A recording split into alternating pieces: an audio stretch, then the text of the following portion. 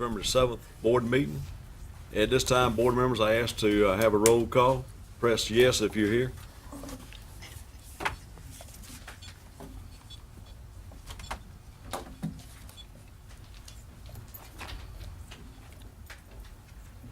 Okay. Not here. Did you confirm? Yeah. Jennifer Little confirm? Oh, my bad.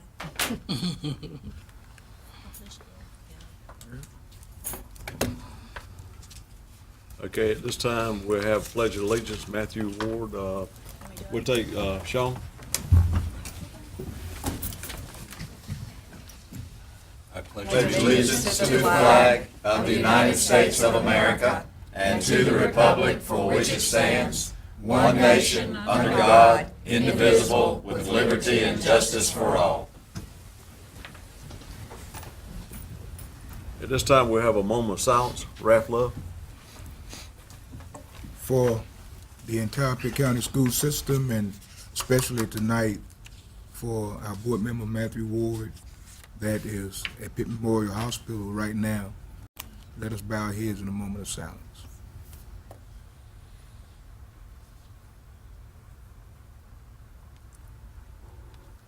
Thank you. Routine business adjustments to the agenda. Jill. Mr. Chair, I would like to add an item to the agenda and request that it be addressed as early in the agenda as possible, because I have a little family emergency at home. But I would like to add the superintendent's contract to the agenda. Second. You got a motion on the floor. Second. Any discussion? If not, all in favor, let's vote.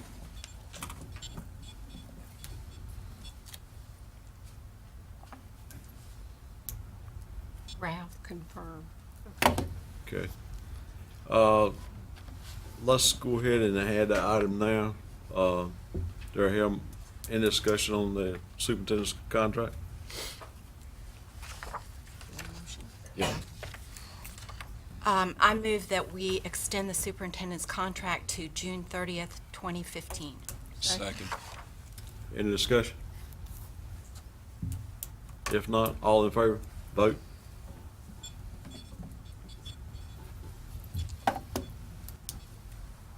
Okay. Public expression? No public expression. Spotlight on teaching and learning, Rob Daly. Robin, excuse me. Try to give you a new name. That's okay. Good evening. I have the pleasure tonight of sharing some good news with you.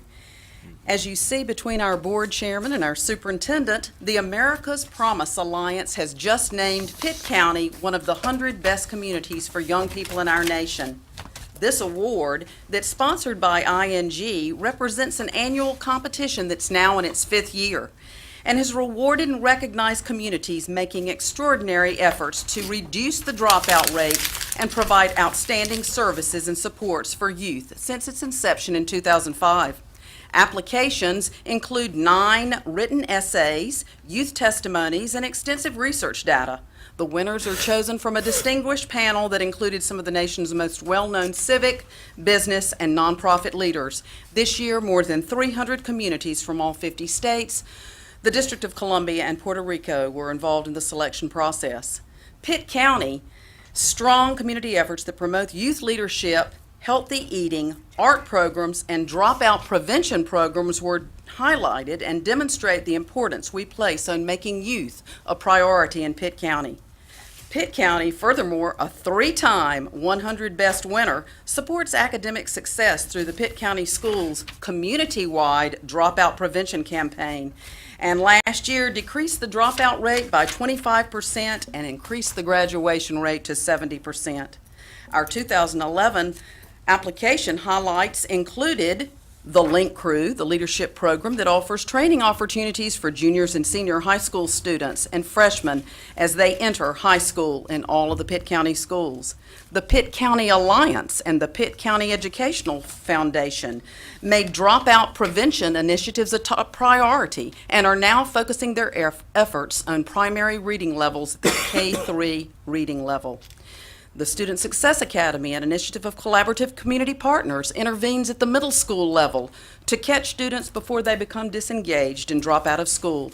Another initiative of the Pitt County Schools, the Twilight Academy, is the after-school program that identifies upperclassmen in need of additional credits to graduate on time. The Health Sciences Academy, another program highlighted by the judges, provides the high school students with the increased academic knowledge and skills skills necessary to pursue health-related career opportunities after graduation. Another endeavor, the Pitt County Arts Council at Emerge Gallery, includes at-risk teenagers who gather for dinner and painting every Monday night as part of the effort to allow youth to interact with professional artists and work on projects such as murals and painting community benches. Pitt County provides free meals to students up to 18 years old through the Summer Food Services Feed Program. During that time, the students have access to nutritious food when school is not in session. And finally, our application included the 12 community schools recreation after-school programs that include the Go Fit after-school program, in which students participate in weekly nutrition sessions, engage in 60 minutes of exercise, and enjoy healthy food. We want you to mark your calendars. I'm going to pass out to you an invitation for you this Saturday, November 12th. It's Family Day in the Park celebration, and we are having that held at the Alice Keene Park. To celebrate this event, we'll also be having flag football and soccer play day, where almost 500 students will be involved in activities. We'll have food and games and lots of fun, and clearly, America's 5 promises to our youth that include caring adults, safe places, healthy starts, effective education, and opportunities to help others through service learning is clearly shining strong in Pitt County and through the Pitt County schools. Congratulations and thank you. Thank you.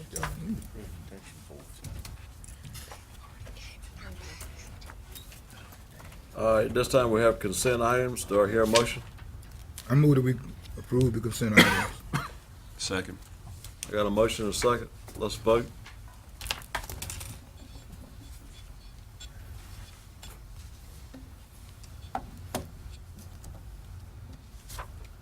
Okay, it passed. Youth Risk Behavior Survey, Laura Whetstone. Good evening, everybody. I am here today from the Department of Family Medicine at ECU to talk a little bit about the results from the Youth Risk Behavior Survey and the High School Risk Behavior Survey that was conducted this spring, or last spring, in Pitt County schools. I'll tell you a little bit about the Youth Risk Behavior Survey for those of you who don't know. In the middle schools, the survey has been conducted every other year since 1997. We've been able to collect data in the middle schools in the spring semester for children who are in health and PE for that semester. And this last year in 2011, it was conducted in April and May. There were 1,845 students who answered the survey. You can see here the demographic characteristics. About half were female, about 41% white, and about 40% African American. And this is the full youth risk behavior survey, which means it addresses things like violence and safety. It addresses substance use. It addresses bullying. It addresses some issues around depression, nutrition, physical activity, and so on that I'll go over in the presentation. The high school student risk behavior survey was administered to high school students again in April and May of 2011. There were 3,716 students who responded to this survey. This was conducted in the advisory period for all high school students present that day with permission. And similarly, there were 53% female, 47% white, about 47% African American. And the survey this time in the high schools was funded through Pitt County's grant, Communities Putting Prevention to Work. So the focus was really on nutrition, physical activity. We also included the questions on bullying at the request of Pitt County Schools, who was interested in the bullying information, and current substance use, so that we could continue with some data that had been collected in the past for the Pitt County Substance Abuse Coalition, so that we could continue to get some indicator of current substance use in high school students. Okay, so I'm going to start by talking about middle school personal safety. And so I'll try to tell you at the beginning whether we're talking about middle school or high school, and I should have that clear throughout there. But for middle school students, 22% had reported that they had ridden in a car with a driver who had been drinking. And really what I'm going to present to you is pretty much what we know. There's not a lot more detail about who that was, if it was a parent, if it was a peer, if it was, we don't know who that was, and we don't know how much the person had been drinking. So for most of these questions, what I have here is the extent of the question. About 7% rarely or never wear a seatbelt when riding in a car, but about 53% reported that they always wear a seatbelt. Again, we would hope that we would see that number higher, as it is a law that students this age should be wearing a seatbelt. About 78% of students who ride a bike rarely or never wear a helmet. Again, students of this age are required to wear a helmet when riding a bike. And so again, 78% who ride bikes tell us that they rarely or never wear a helmet. About 8% say that they always wear a helmet. About 5.5% told us that they had been in a physical fight in which the child was hurt and needed to be treated by a doctor or a nurse. So these are some issues around personal safety. I specifically wanted to share with you some of the issues around school safety and some things that students told us in the survey. About 79 students, or a little over 4%, said that they did not go to school sometime in the past month because they felt unsafe at school or on their way to or from school. About 134 students, and again this is middle school, said that someone had threatened or injured them with a weapon on school property. About 489 students, or about a little over 27%, said that someone had stolen or damaged their property while at school in the past 12 months. About over 450 students, about 36%, reported that gangs were a problem at their school. They perceived that gangs were a problem. And about 39%, or a little over 660 students, said that drugs were a problem at their school. We also have some indication from some listening groups that we did as part of a Pitt County health assessment, some indication that students were feeling that drugs were pretty readily available in school and were seen as a problem in school. I want to talk a little bit now then about harassment and bullying, and I know that you all know that bullying is a major concern among parents, among students, among faculty, among all school system folks, and so I want to share a little bit about what students told us about bullying. About 721 students told us that they had been the victim of bullying on school property. So it's about 39%, almost 40% of students said that they had been the victim of bullying while at school.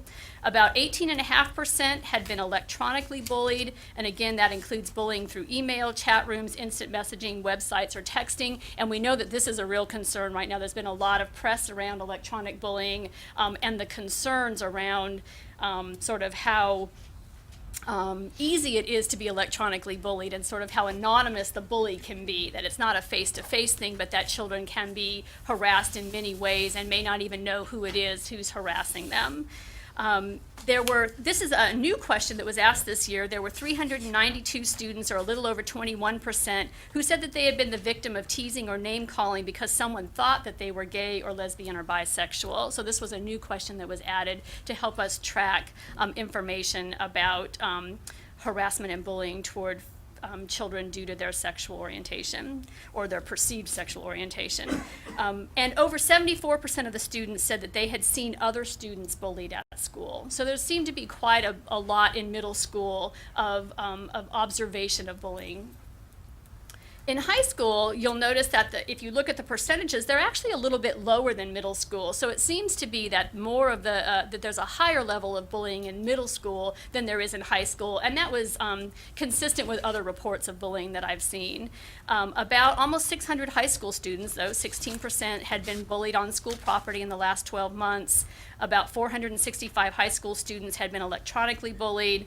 511 or 14% again had been victimized because someone thought that they were gay or lesbian or bisexual, and over 61% had seen other students being bullied at school. Okay, and just some additional information about behaviors related to bullying. And again, you have to remember that this survey is what's called a cross-sectional survey, so we're just looking at one point in time, what students told us on that day. So we can't really talk about bullying causing other things, but we can talk about relationships between bullying and other behaviors. And we can see from the data that we have that more students who were bullied when compared to those who were not bullied smoked cigarettes, drank alcohol, and smoked marijuana in the last 30 days, and they were more likely to have thought about or planned suicide or to have felt sad and hopeless. So again, you can see that there are relationships between bullying and other behaviors, other high-risk behaviors that we see in middle school and high school students. Okay, we also ask a question about sadness and hopelessness, and almost 25%, just under about 20 to 23 or 24% of middle school students and high school students said that they felt so sad or hopeless almost every day for 2 weeks or more in a row that they stopped doing some of their usual activities. So we saw, again, in a fair number of students, feelings of sadness, feelings of hopelessness, things that affected them enough that they felt that they couldn't do their daily usual activities. We asked high school students in particular who they talked to when they felt like this, when they felt sad, when they felt empty, when they felt hopeless. And you can see here that the almost 50% said that they almost always talked with their friends or their siblings. So that was really a source of support for the children in high school, was mostly their friends or siblings. 18% reported that they usually talked to their parents, but again, a vast majority were talking to their friends or siblings.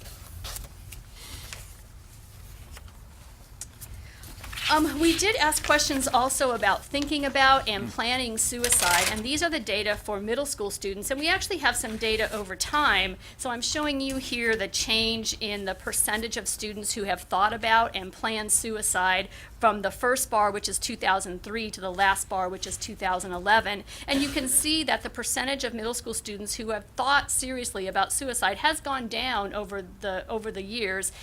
And one of the things I'd like to point out is that the real value of this survey, of the Youth Risk Behavior Survey, is that it's intended as a surveillance tool. And so its purpose is for us to look at these behaviors over time. So while it's important to look at what we see any one year, it's really important to look at the trends that we see over time. And so we can see that over time, these numbers have actually gone down some for students who have thought about suicide. They've gone down a little bit. You can kind of see there was a bump in the middle there. But for planning for thinking about a way to commit suicide, those numbers have stayed fairly consistent. And this year, we're about 11%. You can see at the bottom line that there were 136 middle school students who told us on this survey that they had tried to kill themselves. And this is ever. This is not in the last 12 months. This is ever in their lifetime. We can compare that. This is the first time we've asked the suicide questions in the high school survey, and these questions were worded for students in the last 12 months, so you can see that they're a little bit lower because we're not asking them have they ever thought about it, but have they thought about it in the last 12 months. But you can see that there were 431 high school students who told us that they seriously considered attempting suicide. That was almost 12%, and about 9% or 340 students who said that they had made a plan about how they would attempt suicide. And I think that those are when you think about it, we often get questions about how serious are students about this? Is this really a serious concern? Would they really have done this? But I think that mostly we have to be concerned that if students are perceiving that they have thought about a way to commit suicide, that these are real concerns for students, for them, whether or not it would be a serious attempt that would cause them to be hospitalized or not. It's a serious attempt, when they're making a plan for how to attempt suicide, we should take that seriously. I've always wanted to throw in a positive note, and that is I said that about 20% of students felt sad or hopeless, but that means that 80% of the middle school students feel good about themselves. And there was actually a question that asked them, do you agree or disagree that you feel good about yourself? And 80% agree that they feel good about themselves. I wanted to show you, because we have data for so long, to show you some trends over time for experimental substance use, which for us we define as ever having tried, even once, ever having tried a drink of alcohol, a whole cigarette, or smoked marijuana, ever having tried it. And you can see that there are some clear trends with reductions in students who report that they've ever tried alcohol, going from 1997 to almost 50% down to about a little over 25% this year. In smoking, a nice trend downward, again, perhaps attributable to some great public health information and changes in pricing of cigarettes and availability of cigarettes and where you can smoke. So we see a nice decline from almost 35% down to just 11% this year for students who have ever tried cigarettes. And a slight decline in marijuana, which is not as dramatic as the other changes, but still a decline also in middle school students who reported that they had ever tried marijuana. We looked also at current substance use, which means at least one day in the last 30 days. So these were students who reported that they had a drink of alcohol, had a cigarette, or smoked marijuana at least once in the last 30 days. And again, you can see some downward trends over time, especially with cigarettes, going from about 14.4% down to only 5% of students who reported that they had smoked a cigarette in the last 30 days. Less of a decline for marijuana and less of a decline, but still declines for alcohol and marijuana. We also looked at current substance use. This was the only substance use question that we asked in the high school this year. And we only have data from 2005 to 2011 for high school students. But you can see that changes in alcohol consumption or having a drink of alcohol at least once in the last month were fairly consistent. Not much of a change from 2005 to now. Not much of a change. In fact, a little bit of an increase in marijuana. And again, a decrease in cigarettes and current use of cigarettes. One of the questions that we asked middle school students, there were a series of questions asking them about their perceptions of risk and harm and how they feel if it's wrong for students their age to try these substances. And so here I'm showing you the percentage of students who feel it's very wrong for someone their age to smoke cigarettes. And so almost 73% of middle school students said that it was very wrong for someone their age to smoke cigarettes. About 80% felt that it was very wrong to smoke marijuana, and just 65% felt that it was very wrong for someone to drink regularly. We asked them also if they felt that their parents would feel, how wrong they felt their parents would feel it would be. And you can see here that 90% said that their parents thought it would be very wrong for them to smoke cigarettes.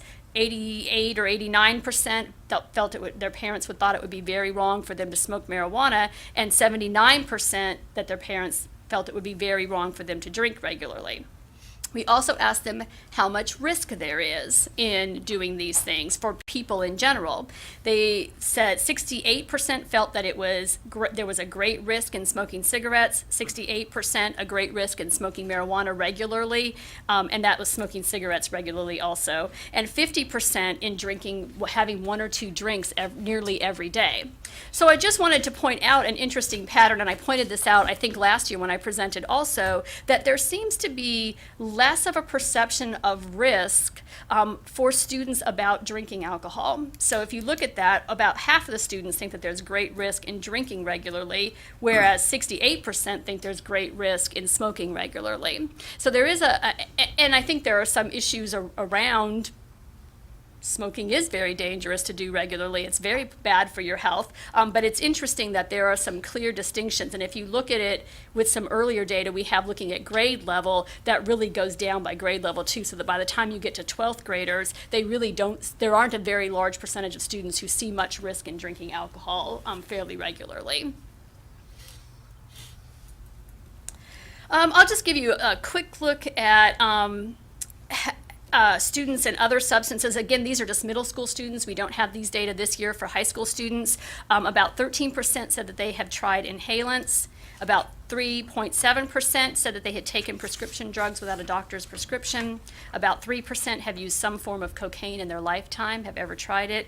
About 2% said that they had used steroids without a prescription. And about 6% said that they had been offered, sold, or given illegal drugs on school property in the last 12 months. Okay, so that was all I had about substance use. I'll go on. Are we going to have time for questions, or should I go? Okay, so I'll go on and do that all, and then if you have questions at the end, I'll answer those. So let's talk a little bit about weight description. There was another section of the survey that was about weight and nutrition and physical activity. So about 23% of students described themselves as underweight, about 54% at about the right weight, and about 24% slightly or very overweight for middle school students. For high school students, about 16% described themselves as underweight, about 57% at about the right weight, and 27% slightly or very overweight. I put down on the bottom, if we look at some data that we have in Eastern North Carolina, about 45% of students are classified as overweight or obese in Eastern North Carolina. So you can see that when students self-report, they're probably underreporting or reporting for themselves the percentage that are actually overweight. But interestingly, on my next slide, if you look, about 45% of middle school students and about 43% of high school students said that they were trying to lose weight. And so you can see that that really more closely matches the prevalence of overweight in students. So they may not have reported that they were overweight, but they say that but 45%, which is about exactly the number that are overweight in Eastern North Carolina, report that they're trying to lose weight, which may be a reflection of that. And there were 34% of middle school students who said that they were about the right weight who were trying to lose weight. So even students who reported that they were about the right weight were still trying to lose weight. And again, that might be because they are overweight but not reporting it, but it also might be from some of the media concerns around thinness and those things that are not necessarily healthy behaviors about losing weight. 82% of the middle school students told us that overweight is a serious problem among young people. So they recognize that obesity and overweight is a serious problem, and 74% see it as more of a health concern than an appearance concern. So again, recognizing the health risks related to overweight and obesity. And I'll just quickly just wanted to share with you what students said that they were eating and drinking. So about 70% said that they ate fruit 2 or more times a day, which is about the recommendation. The recommendation is about 2 cups a day for students this age. About 28% said that they ate vegetables 3 or more times a day. So we have a little more work to do on getting kids to eat their vegetables, which I guess is sort of a long time concern with getting children to eat their vegetables. Notice that 41% told us that they drank a soft drink or a sweetened beverage 3 or more times a day, and we don't know how much of that is at any one time either. So clearly there's work to be done on reducing the amount of sugar-sweetened beverages that students are drinking. 77% drank at least 1 glass of milk a day. 42% said that they had eaten breakfast every day. Again, an important part of the day, and not even half of students are eating breakfast every day. These are middle school students. 35% had eaten dinner at home with their family every day. Again, a lower number. Another indicator of overweight and obesity, students who eat at home tend to not be, more students who eat at home are not overweight. And 40% bought food or drink from a vending machine at school, but again, we don't know what they bought. And I know that we have healthy items in our vending, so it could be that they're buying great healthy things from vending also. When we looked at high school students, about 16% ate fruit 2 or more times per day, and 18% did not eat fruit at all. This question was worded a little bit differently than the middle school version, and I think there might have been room for a little bit of error. I want to look at that more, because we asked them if they drank, how many times per day or week, and so I'm afraid they might have checked off the per week when they meant per day, because that's quite a bit lower than the middle school students. So I'm interested in exploring that a little bit more to see if it might have been the wording of the question. Again, 14.7%, this was sugar-sweetened beverages and soda were separate on this one, but you can see almost 15% drank soda 3 or more times per day, and 17% other sweetened beverages 3 or more times a day. So there were quite a few students, again, drinking sugar-sweetened beverages. 34% ate breakfast every day, and 30% ate dinner at home with their family. Again, lower than middle school, sort of as we start to see high school students eating away more often and not spending as many meal times at home with family. Just have a couple more. The CDC recommends 60 minutes of physical activity each day for students of this age, and you can see that 35% of middle school students were reaching that goal. Only 24% of high school students were reaching that goal. So again, I think any way that we can encourage students to be more physically active every day, it doesn't have to be 60 minutes all at one time. We should try to encourage that accumulation of 60 minutes per day for students' activity. You can see that there's quite a drop-off between middle school and high school. Again, fewer opportunities, I think, in school for physical activity for high school students, but again, any ways that we can encourage that would be positive. The American Academy of Pediatrics recommends no more than 2 hours of television, movies, video, or computer games per day. About 60% of students met the recommendation for TV. About 70% met it for video and computer games. But you can see that 15% of students told us that they watch 5 or more hours of television on school days, and 11% reported playing video games or other computer uses, not for something related to school, 5 hours or more every day on school days. So again, still a fairly substantial number of children who are engaged in sedentary behavior not related to school during school days.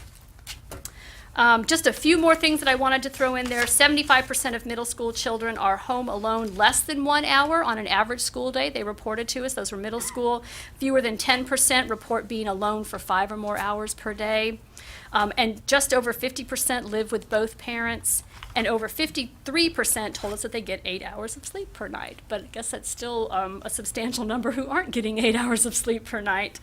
And that was all I had. So I went through that really quickly. I apologize for how fast that is, but I wanted to be able to share that with you. You have a handout that has that same information on there. My contact information is here, so I'm happy to go over any of that if you have specific questions in addition to what we have time to ask now. If we have, I don't know if you all have time for questions or. Now that we have the information, Dr. Reed, what does the system do with this information? I think the public needs to know. One of the reasons we have Dr. Nolan here coming up next is to talk about some of the things we've done in the past with this. It's very helpful to us. I think it helps guide what we do with nurses, with counselors, and where we need to focus our effort, time, and resources. So we've always used it as a tool to help guide those services, and that's why we asked Dr. Nolan just to come, so that we knew you were going to ask that. I need and I wanted the public to Yes, understand. that we don't just hear this Yeah. report, and because every year there seems to be things here that sort of raise the hair on the back of our neck, Yeah. and we need to pay attention especially the to. suicide. Absolutely, so. I think that's really The important. suicide act yeah, is it's- really concerning to me. And it's been something that has been fairly consistent over time, too. Those numbers have been, we see that it's gone down some, Right, but it's but- been fairly consistent, and that is a concern. And I think, for me, one of my major interests is around the bullying and sort of that relationship between bullying and Bullying and suicide. suicide. And I think that that's a real concern and a place where there's a room for us to work on, for everybody to work on that. Benji? Yes, Dr. Wetstein, I just got one question, because this area has a big concern for me. You had a section on here with middle school safety. Mm-hmm. And I just want to see if I'm assuming wrong. Okay. Just let me know, because 79 students in middle school said, or 4.4%, that they did not go to school sometime the last month because they felt unsafe. Does that mean because there's 10 months of school, we can assume then that we can put a multiplier on that of 10 and 44% of students in middle schools at some time during the year would feel unsafe?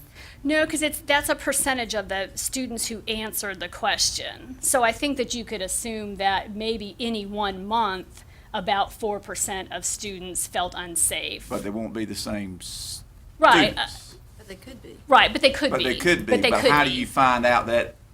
In other words, I think that would be an important question. Yeah, and I don't know that we can get an actual, based on these data anyway, I'm not sure that we can get an actual number. The number that I presented there was the percentage of the students that answered. And remember, it was just half the middle school students and not quite half, because it's the students who were there that day. So it's about half the middle school students who were in health and PE who answered. And tell me again the percent, it was? 4.4, so then do you 4.4%. assume that that would be 8.8?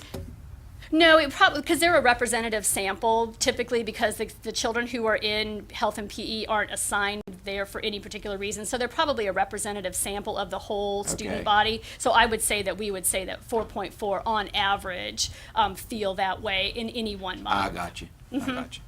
Okay. Any more questions? I do. Okay, Mayor. When it came to all of the issues, the personal safety issue, the bullying, did you have any numbers that reflected gender or race? I actually can look at that. I didn't present it today just because it would have been too long to do that, but that's one of the things that I've shared with the school health advisory committee and other folks, is that we really want these data to be there and available for people to use to answer those kinds of important questions, to help direct what you choose to do. And so I'm happy to do, that can be done. And I can break also- it down by gender, I can break it down by race, by grade level. And not only that, but the demographics of our county. Like if there's say if we needed to, for example, target certain areas, to put help in that school, or in that, in one area as opposed to Right. another, or if we could get, and I hate keep using the word, but like a baseline, where we start and how we can implement precautions throughout. Right, and our plans are to continue to collect these data as long as we can do it. I mean, like I said, we've been with middle school, been doing this since 1997, and so we have a wealth of information by doing that and being able to look at trends. And so the bullying questions are newer than 1997, but we have continued to ask those questions. And so I think that we can do that. We can look at the data because it's large enough sample. We can look at it by school. And so if there were if that would help us geographically, help define where those needs are, we can do that. So with direction from you all and folks at the school system, we're happy to look at the data in any way that makes sense. Okay. Thank you. Thank Sure. you. Thank you. At this time, I'll get an update from the district bullying prevention. Pokey Nolan. Good evening. Bullying is an issue that we address daily in Pitt County Schools, in that as administrators, as central office folks, as board members, we all take it seriously. And so whenever a call comes into my office, I take it very seriously, getting the information, talking with the parent to find out about what's going on, referring them back to the school, and working through that process. But we also use a multifaceted approach to combat this issue. We first encourage parents and students to report issues of bullying and harassment every time it occurs and when it occurs. We can't address an issue that we don't know about. And so if it's reported to us the first time and we have taken the action that we have done, if we don't hear again that has continued, then we assume or, feel that it is not happening. So if a bullying incident occurs again, then it needs to be reported each and every time. And it's also important that it's reported when it happens, so that we can do an investigation in a timely fashion and follow up with whatever consequences needs to happen. We also work to educate our students and parents about what it means to bully another student. We work with the Mediation Center, and October was declared Bullying Prevention Month in Pitt County Schools. There were assemblies held where students role-played different scenarios and how to report bullying, also how to respond to bullies. The consequences of bullying are discussed. There were 21 schools in our district with approximately 7,517 students and 446 staff and faculty who heard these messages this past month. Elementary and middle schools also recognized students who were nominated for Acts of Kindness awards.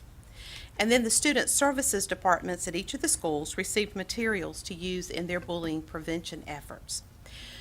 Declaring 1 month out of the year as Bullying Prevention Month is a good thing to do because it draws attention to that. However, we have to continue that education every day and every month of the school year. Last week, I was at Welcome Middle School, and I saw where integrating bullying prevention as part of the daily curriculum is something that was going on. There were thinking maps posted on the walls where the students had discussed various aspects of bullying, and they were using those thinking maps to express and organize their thoughts. From those thinking maps, they could easily write an essay, create a poster, or use other ways to communicate their thoughts and feelings, whether they were the person being bullied, the bully themselves, or someone who was watching bullying going on. The Mediation Center also provides opportunities for mediation of conflicts involving students, and in some cases, parents are invited to join in those.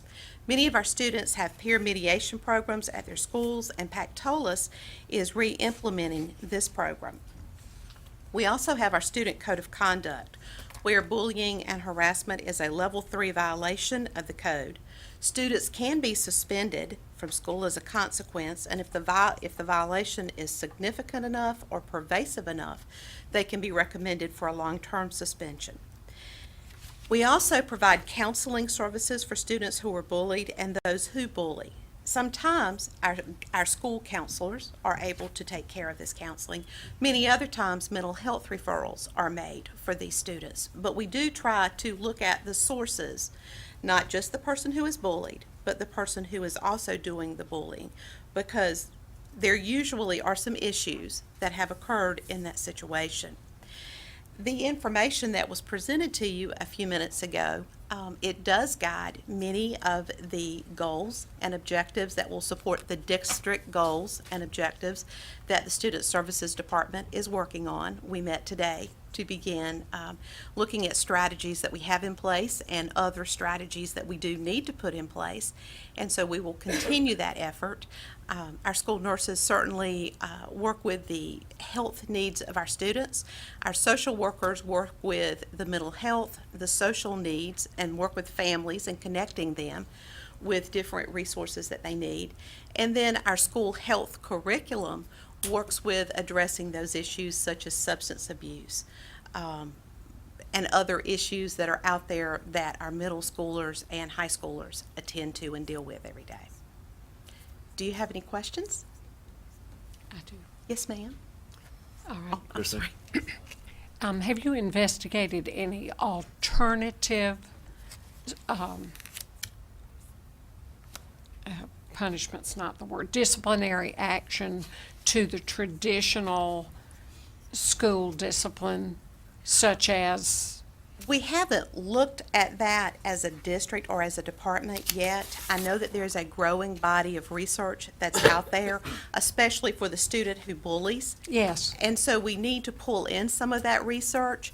We need to look at it and see what kind of strategies are out there. So that is on the table.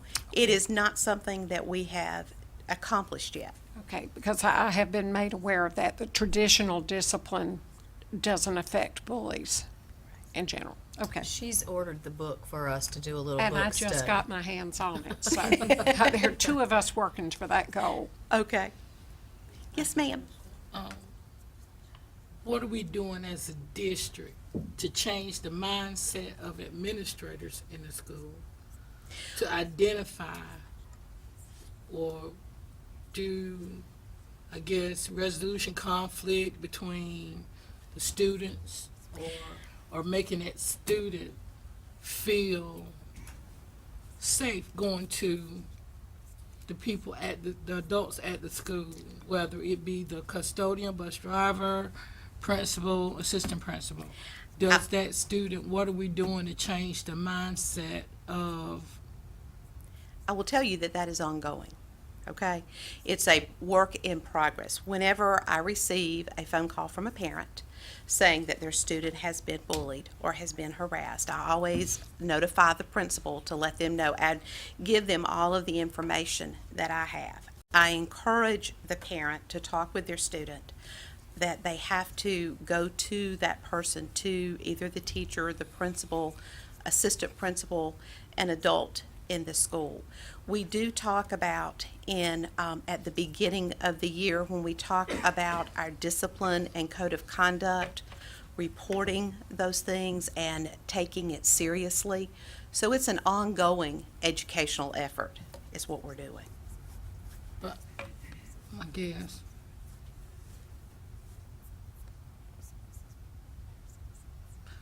What I want to know is, what is how do we immediately, not like you said, investigate or make that child feel immediately that there is that comfort there, that they can find this reportable and do positive conflict resolution between that parent, that child, and the people in the building? Okay, let me give you an example of something that occurred this morning, okay? Okay. Friday, I was made aware of a bullying incident. The parents came to see me. The assistant principal was investigating.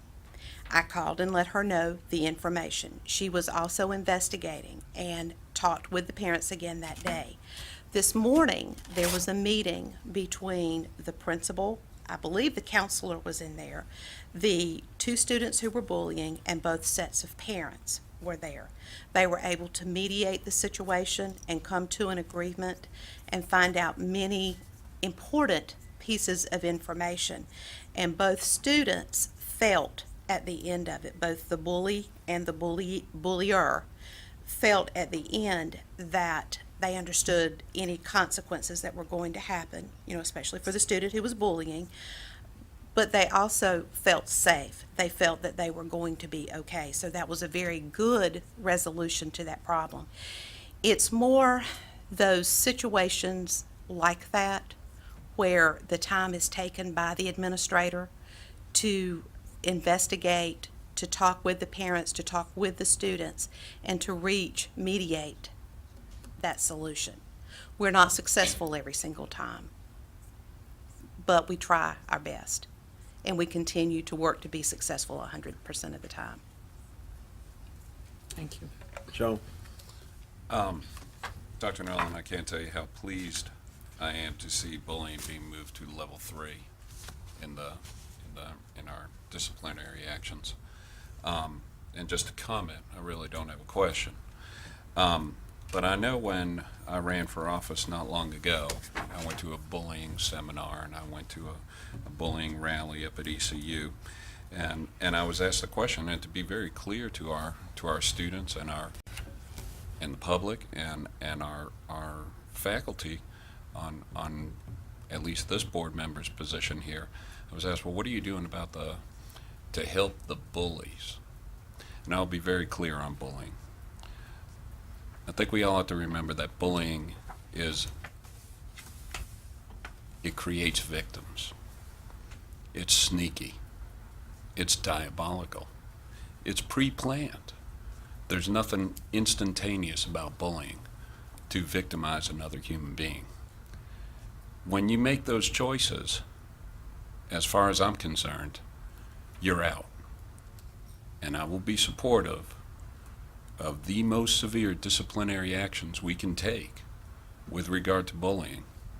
I'll deliver that message tonight to every administrator, every teacher, every student, and every parent out there. Thank you. Or, What are we doing as a system? Because I think it's very important that our counselors play a major part in this. And you know that so many times our counselors get bogged down with paperwork, and they really don't have the time to counsel children, and students don't feel like that they can go to their counselor. What are we doing as a system to try to lift some of that paperwork, clerical work that our counselors have to be involved in so that they can really actually truly be counselors? And I agree with everything that Sean says regarding the bullying. I support that 100%.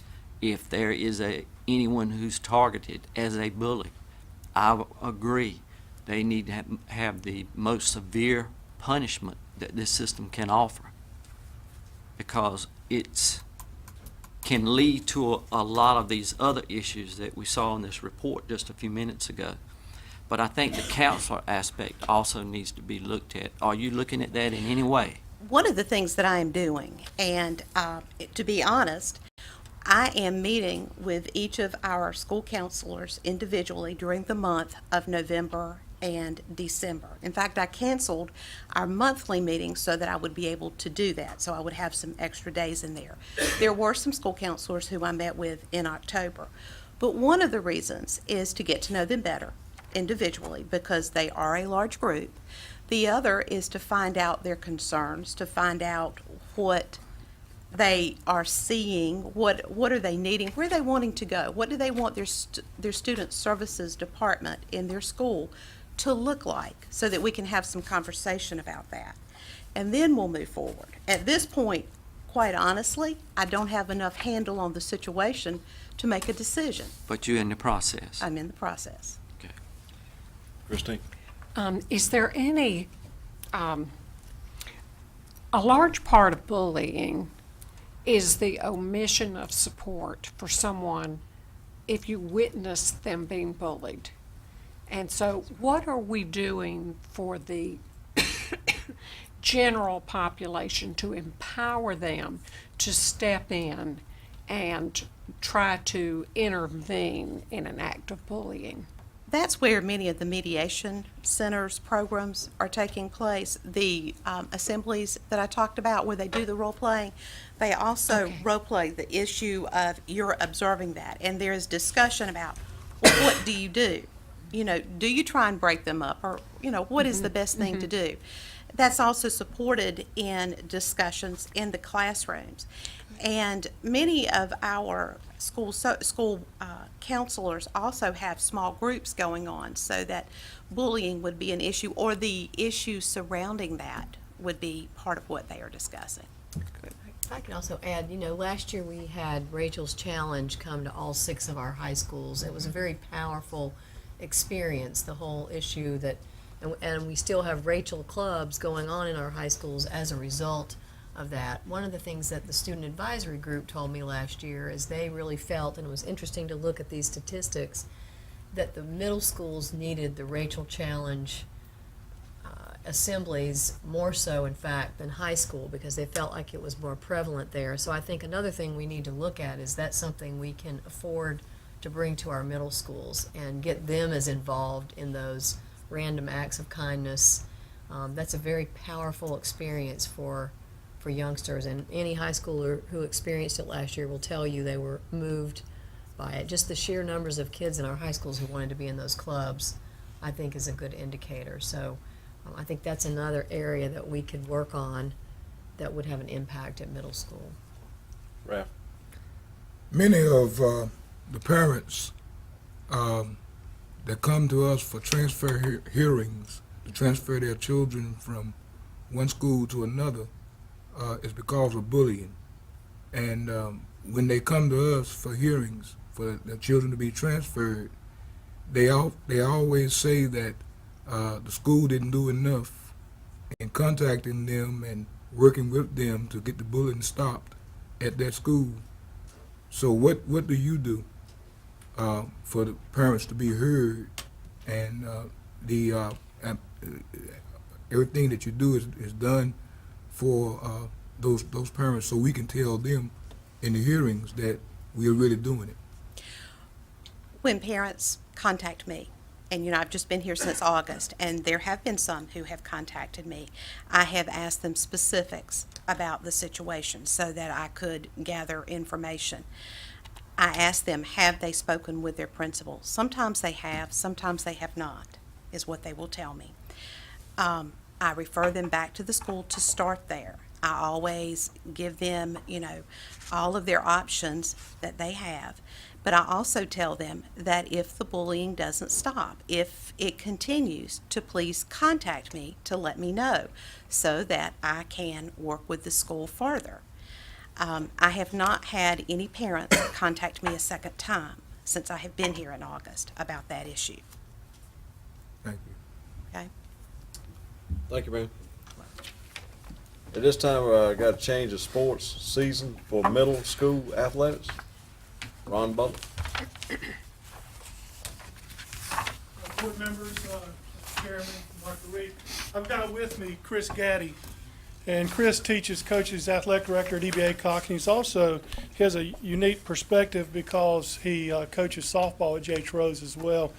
And talking about him being at EBA Cox, 35 years, we're talking about bullying, and you're stat that 80% of middle school students feel good about themselves.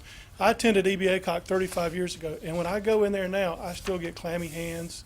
It doesn't happen that way when I go to high school. It doesn't happen that way when I go to Eastern Elementary. But for some reason, there's something about middle school that I get this strange feeling every time I go in there. But I appreciate the lead in, because when we talk about bullying and suicide and drugs, flipping sports seasons doesn't seem like that big of a deal. But what we'd like to propose, and I want to say thank you especially to the superintendent for the support we've had. A lot of things that we're doing for safety with our athletic trainers, and the support has been great, and we are envied by many, and we're getting calls not just throughout the state but across the nation for our relationship with East Carolina, and it might be some of our injury protocols and our injury management boxes, our emergency action plans. So a lot of people across the country are really interested in what we're doing. One of the things we're looking at safety, and I'm going to let Chris talk, and I'm going to give him an email he sent me probably 2 years ago, if he wants to speak from it. It came up, what we're looking to do now is to flip in middle school, not high school, just middle school, the traditional fall seasons, which in middle school we're talking about volleyball and football, with our traditional spring seasons, which is soccer, softball, and baseball. Now, and I'm not going to take too much from Chris, because he's been elected by the middle school athletic directors to kind of speak on their behalf. This was first presented to me right off, and we talked about it for years. And when it was first presented to me, my first reaction was, that's crazy. That makes no sense, and I'll tell you why. And for 3 years, I've been trying to tell them why I shouldn't.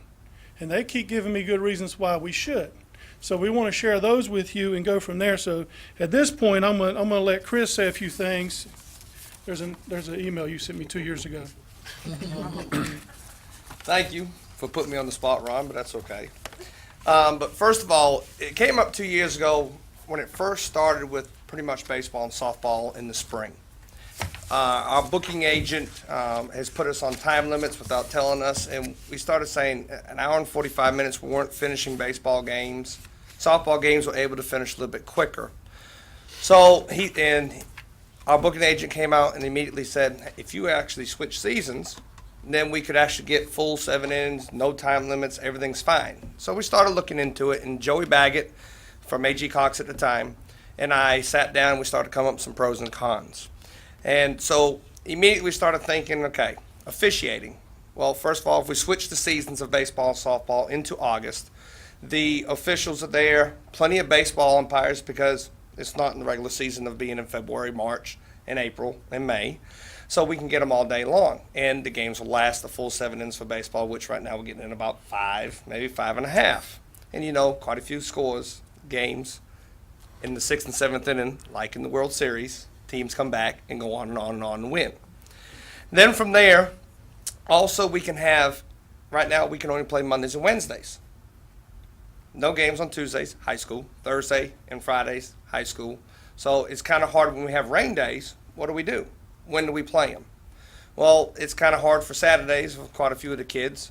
So we started thinking, we switch that, we can play any day of the week. It doesn't really matter. The umpires are quite easy to get to. And there's, like I said, plenty of officials. When you get in the weather, now this is a huge one in my opinion. You go out in the weather in February. High school starts February 13th. Middle school actually starts earlier due to our school system used to be starting back in early August. So we were able to get that moved back at one time to February 1st. The weather in February is colder than it is in December most of the time. And these kids are on the ball fields with a $300 bat, and it says warranty is voided if used under 60-degree weather. Well, that's quite expensive. Then you look at arms. These kids are throwing all these clothes on, and I have nothing on compared to what we're out there in February. And these kids are throwing with these arms, and the weather is just terrible for these kids totally for when they're playing. You look at the fields. Our grass in middle school doesn't even turn green until the season's done. The Bermuda doesn't grow. It has to wait for 60-degree weather of a certain temperature at nighttime for it to really get growing. Well, you turn around in August, ball fields are beautiful. Nice, beautiful green. The weather's 98 degrees. It's a piece of cake. Well, let's take football. Do we really want a football player in August out there in 98-degree weather with humidity at 110% or 105%? So, and we're sitting there going, oh, every 10 minutes we got to give them a water break. Got to give them a water break. Well, if you put football in February, it's nice weather for football. I'm originally from Massachusetts, and that was the nice weather to be able to play. So it doesn't really hurt them to be able to go to February. Now the grass is not going to be perfectly green, but at the same time, you got cleats, you're running on it. It's not a ball hitting holes and coming up, hitting kids in faces and going from there. So the weather is really, in my opinion, a huge part to this. When you get into tryouts right now for football, we're having to start 6 days before the first day of school. Well, if we switch football to February, at the same time, you wouldn't have to start early. You would start February 1st. Now, we've had some football coaches turn around and immediately sit there and say, well, I'm not getting that kid who gets that free one semester from 6th grade to 7th grade.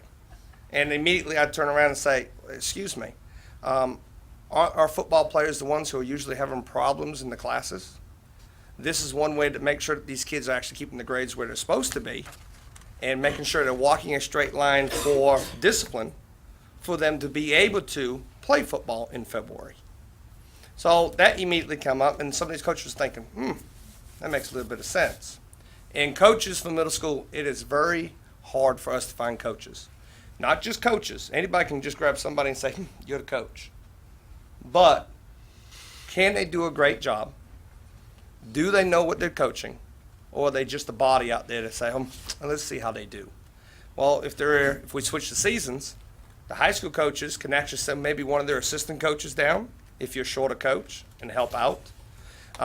Like me in softball, I coach volleyball also. If we switch seasons, I am having to give up one of my favorite sports of coaching volleyball, but at the same time, because I'm at Rose right now coaching, but I would still take over softball at the middle school level. So now I get that kid 2 years at the middle school and then 4 more years at the high school. So they know exactly what the expectations are when they get to me at the high school level. So when you get qualified coaches, it's a big deal because there are schools out there that don't have them. And right now, and I'm still short a soccer coach right now. So it's really hard. And if you switch these seasons, you can find a more abundant number of coaches. The high school coaches a lot of times can't even get down to see these kids play. We're fortunate enough that Rose and Epps, we play a Rose Bowl every year, last game of the season, and the football coaches come over and they watch from Rose. That's one game. They're coaching themselves, so it's kind of hard for a lot of these people to go down and actually see what the talent level, who do I need to work with in summer workouts or something else. So that's a plus.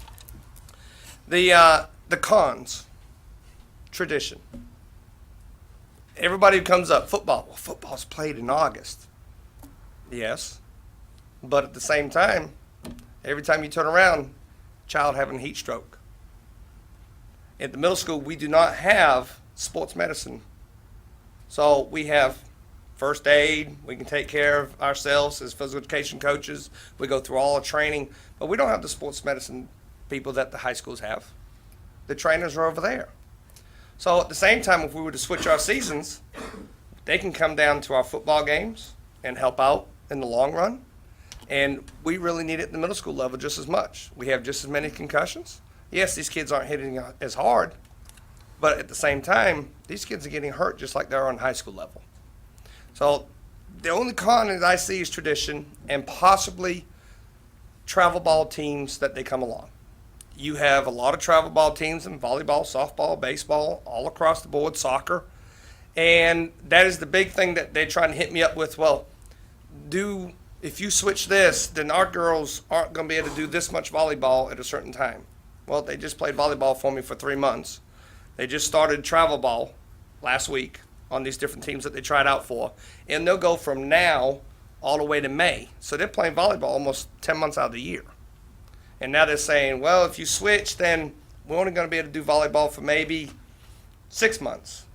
Well, I'm looking out for the kids in our school system and for our teams in the middle school. And at the same time, if we go with it, that's fine. It wouldn't bother me if it didn't, but I really would like to see it go this way in trial, error, and see if it works. And across the state, a lot of people are looking at us. And one of the complaints from coaches are, well, I can't play that team from Greene County that I've always been playing. Well, I can tell you that if we switched and we saw that it worked out correctly, there would be quite a few other counties switching at the same time. I can promise you that. Like I said, I'm at the high school and the softball level, and I go to my meetings, and there are quite a few coaches who would like to see softball in the high school switched to August. And I'm one of those. Because I'm here to tell you, my girls, they don't want to do anything on that ball field when it's 30 degrees outside and the wind's blowing 15, 20 miles per hour. It's not a great environment out there to be in. But that is pretty much that part. I mean, so that's what we're trying to do, and we're all pretty much voted on it as middle school ADs, and we all say, hey, let's give it a try and see how it works. So that's where we stand. I appreciate it. I want to be clear, the kicker, especially for me, because I was saying, okay. Be clear on the athletic trainers. You know, there is a state law. It's not a high school athletic association policy. It's a state law that you have to have a first responder minimum at all high school games and practices. And because of this, it is impossible, and we're fortunate we've got a nice contract and they do a great job with the athletic trainers, but it's impossible to have them at our middle school games when they play in the fall. If we play our middle school football games in the spring, we can have, and we're going to add this in the contract and all that, we can have a nationally licensed athletic trainer at every football game we play in middle school. So that was kind of the big kicker for me. Now, the other thing that Chris talked about, a lot of people, you know, Martin County can't do this. You know, you've got to have, we are the perfect size where we're 99% self-contained. We play each other. Many counties can't do this. You know, Greene County can't do it. And a lot now there was, up until next year, there was on DPI's manual, it said football must be played in the fall. And so I held Chris off for a year because I said, man, it's a rule. It's in the book. So I went and I asked him, I said, well, why is this a rule? And they couldn't tell me why. And he says, well, why do you not want it to be a rule? I said, because if we play in the spring, we can have athletic trainers at middle school football games. And DPI came back a month later and said it will not be a rule starting 2012. So we've had a rule changed, but that's what we're looking at. There are a few minor negatives. Some places like Farmville Middle. Is Lionel still here?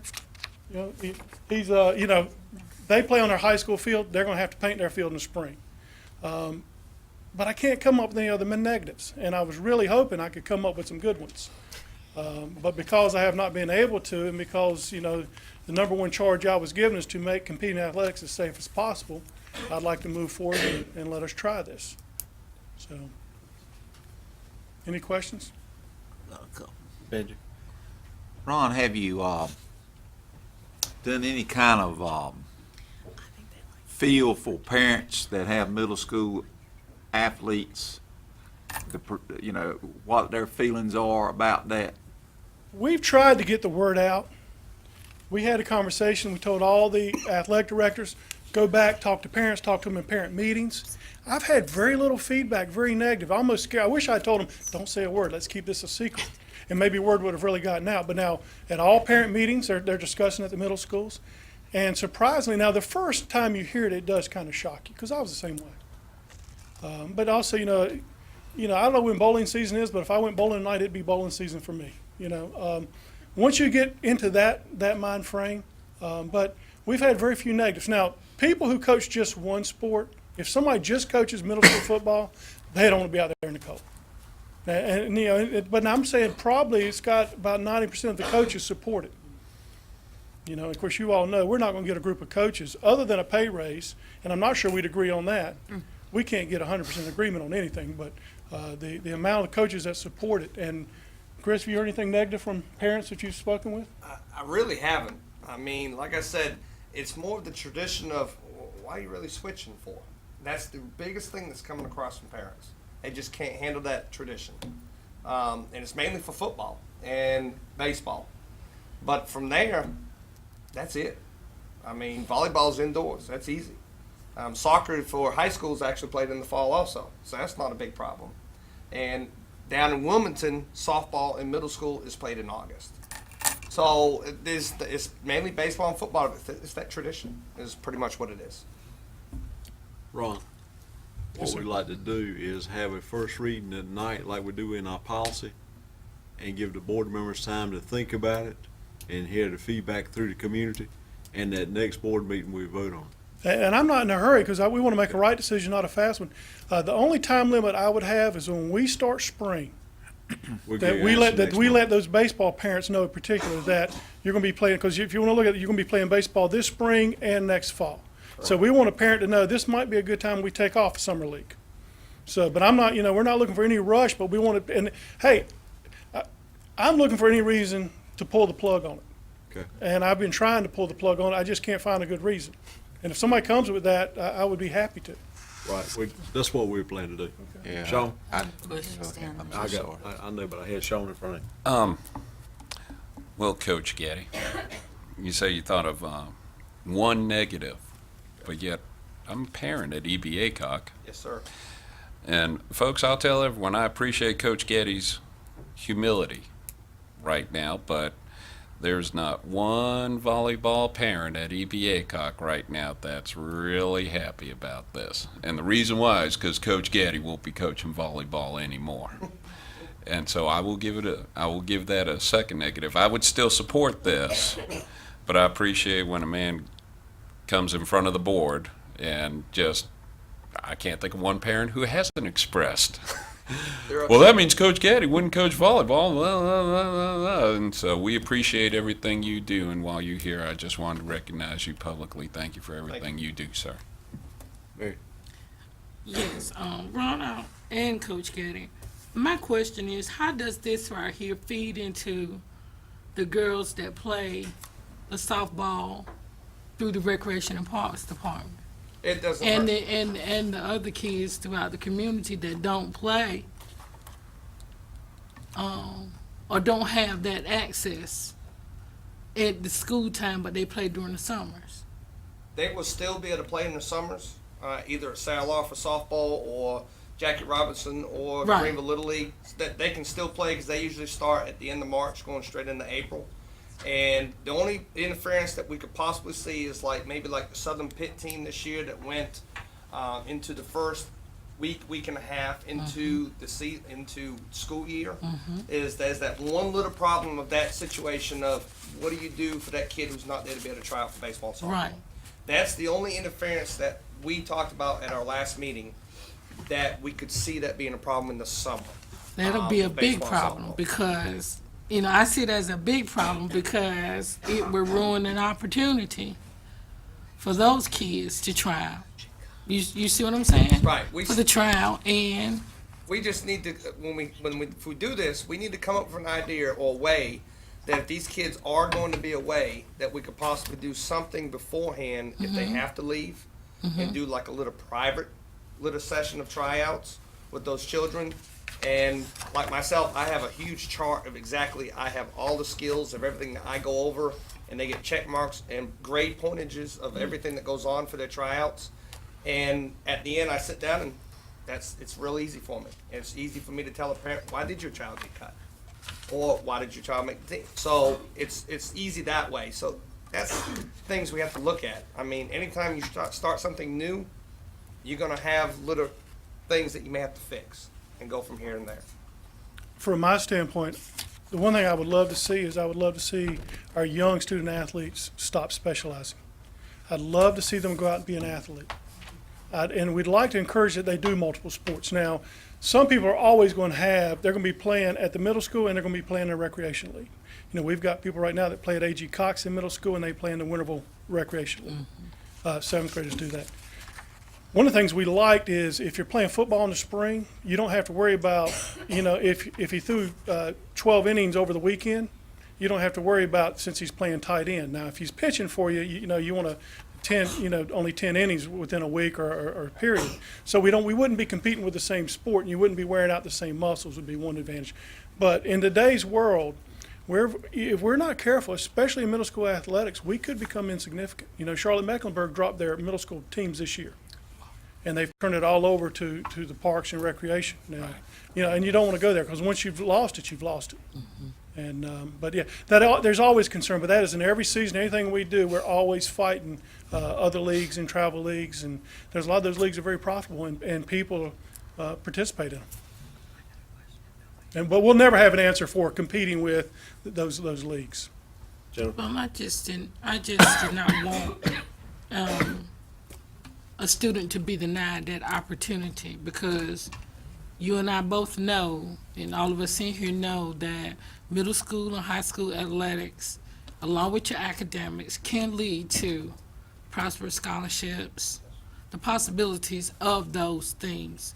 And you don't want to deny that, you know. You want to give every kid an opportunity to do that or to be a participant. So But the nice thing, we as need Chris to said keep earlier, that, we need to keep that at the forefront. football, because you have a 6-day conditioning requirement before they can start hitting, they start 6 days before school. And now we would not start until the first day of school for any sport. And cheerleading wouldn't have any summer camps. They wouldn't start until the winter season, normally around November 1st. Much easier on communication with the parents. And for those, That's critical. yeah, and those that don't have transportation, you know, they wouldn't have a practice until they could get there by school bus.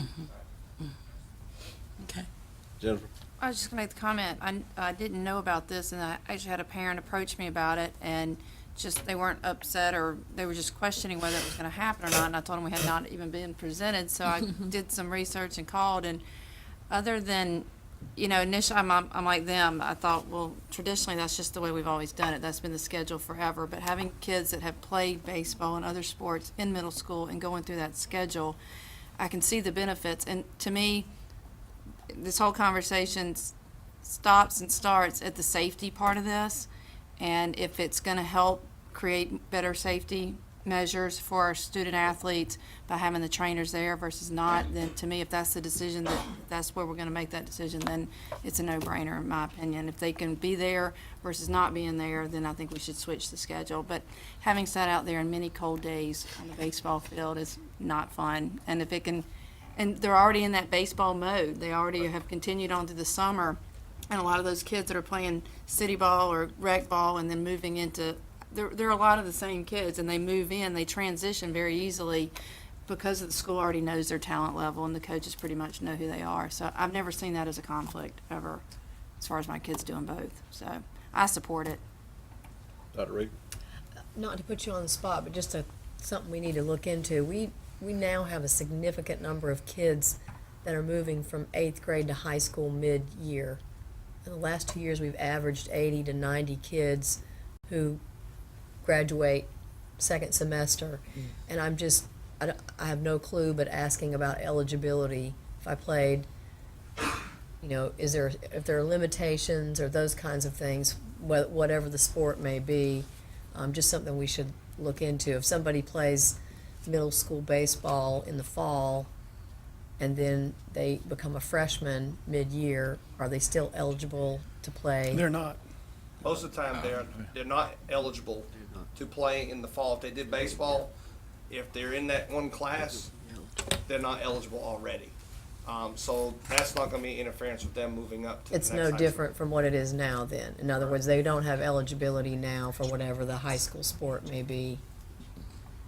Well, now when they move up, of course, now when they move up, say if they're a basketball player, and then they move up and the season's still got 2 weeks left. Now, because we're self-contained, we have ruled that we have let them stay down and finish those 2 games with their middle school. But you're only allowed one sport season a year. So if you did play baseball or softball in the fall and then you get fast-tracked, you would not be eligible to play that in the spring. We have to check that when somebody moves in from another state. If girls soccer's in another season, we have to make sure that if they've already played that season, they are not eligible again. Thank you, Ron. Thank you. At this time, I did not get no phone calls on the Ag Science Biotech Regional Representative from any of the board members. I have a comment about that, Mr. Chairman. Okay. I have and I don't know about the motion, and I'm not that far down on my Robert's Rules of Order, but have we looked at our businesses in our area that might be willing to serve on this committee? Mr. Chairman, by state statute, it has to be a member of the Board of Education. It does have to be one of us. Can you give us a little bit more information about what that involves? Yeah, I can. Okay. Go ahead, Mitch. The school is, it's in the place now, it's had a transition committee. And the transition committee has gotten to the place now where it's ready to put the board of directors in place. The board of directors is mandated by state statute to have 12 members on it. I say 12 members on it. We've had 5 LEAs, local educational agencies, that have signed off in support of it. So that means that this school board of directors would have 12 members.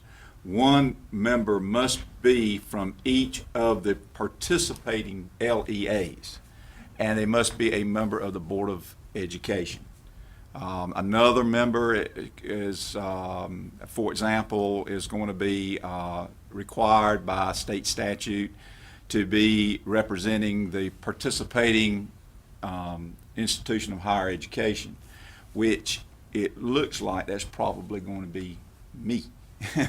So we're going to need to select a member to be a part of the board of directors, whose first meeting will be November the 30th.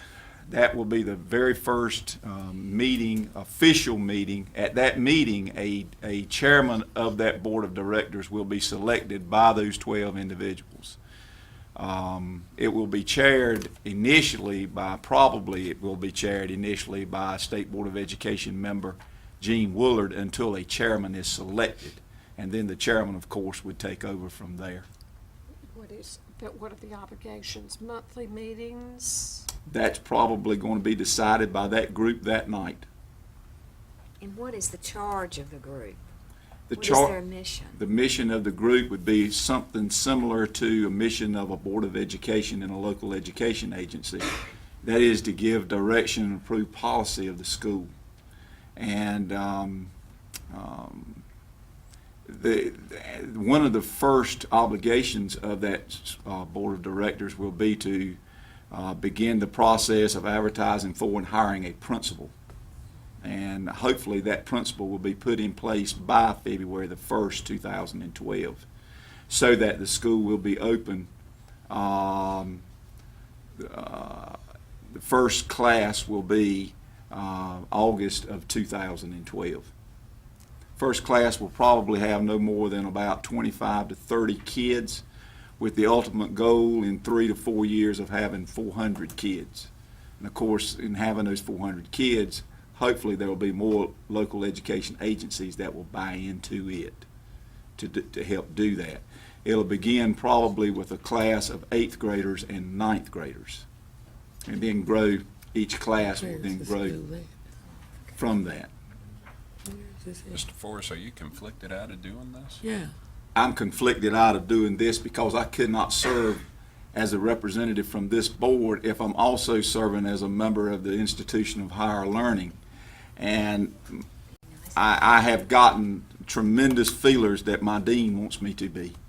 And where will these meetings be? These meetings will be at the Vernon G. James Research and Extension Center, which is in Roper, North Carolina. It's about an hour and 15 minutes from here.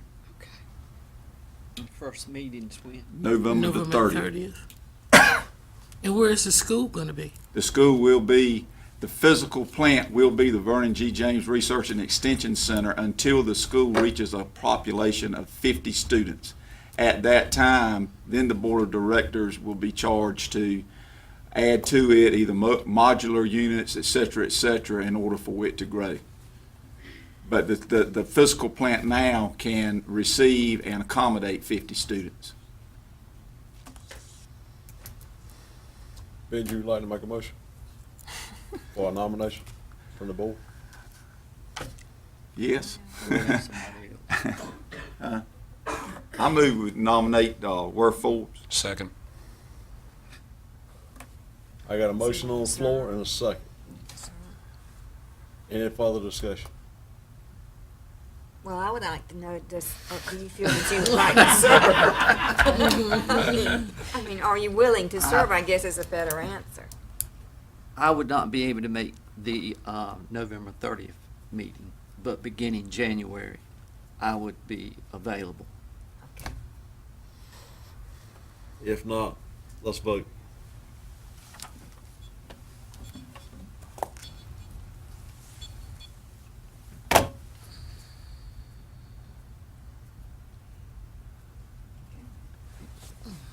It always dies on us at the halfway Look at through. that, Worth. You got Unanimous.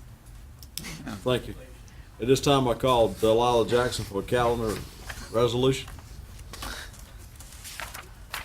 While she's coming up, I will tackle the 11, 12 issues because they're fairly simple, and then she can share with you the resolution for 12, 13. We just wanted to make the board aware and make sure that everybody here was supportive. You know that we have already named November 23rd and January 18th as our makeup days for Hurricane Irene. We have, due to comments from the community and parents, we are getting ready to send and would like to, with your blessing, to make the 23rd a half day for students, and it is the day before the Thanksgiving holiday, and traditionally we don't have school on that day, so to make it up, we would like to do that half day. The 18th would be a full student day, and on the 17th, unfortunately, G.R. Whitfield has to make up an additional day. We've done everything we can to try to get that waived, and there isn't. So the 17th of January, which will be G.R. Whitfield's day, we would also like that to only be a half day, so they get credit for the full day. So November 23rd for the entire district, and January 17th for just G.R. Whitfield would be half days. And I don't know that if you're good with that by consensus, Mr. Chair, we don't have to take action to do that if everybody's okay with it. If you have concerns, we're happy to hear those and entertain them. I think it would be worthwhile. I don't know how you're going to do this, but given that is now going to be a half a day, and we know we're going to have a school day on December the 19th, which is a single day in the week, those are going to be, in my opinion, from my experience, those are going to be high absentee days. I'd like to try to get every parent to realize that it is an instructional day and make every effort to get their kid there. Absenteeism, we get blamed for that, but a lot of that starts in home.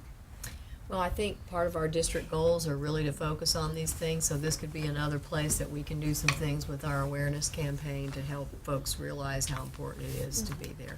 Integrity, academic integrity is always a struggle on those days, but we need to work on that too, I think, getting them there and making sure it's meaningful for them, so. The chair is telling me that the attorney says that you need to take action on this item, while I was happy about consensus, so. Mr. Chair. Yes, sir. I move we adopt Dr. Reeves' recommendations. Second. I got a motion on the floor and a second. Any further discussion? If not, let's vote. We're so good tonight. We're so good. Thank you. Delilah? Good evening. On page 23 of your board agenda, we have presented to you tonight a resolution that we would like to present to the State Board of Education regarding the calendar change.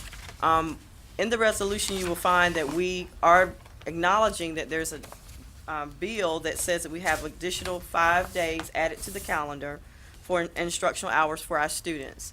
We are asking that we have flexibility added into from the state to start school earlier. Not saying that we do not want the 5 days, but we would like to have the flexibility of beginning before August 25th. For this upcoming school year, 2013, August 25th falls on a Saturday.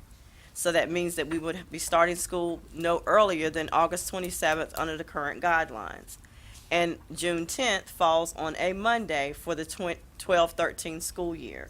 So we are asking through this resolution that we have local flexibility and would like your support on that. Do I hear a motion? I move that we support the resolution in support of calendar change by the Pitt County Board of Education. Second. I got a motion and a second. Christine seconded. All, any further discussion? If not, let's vote.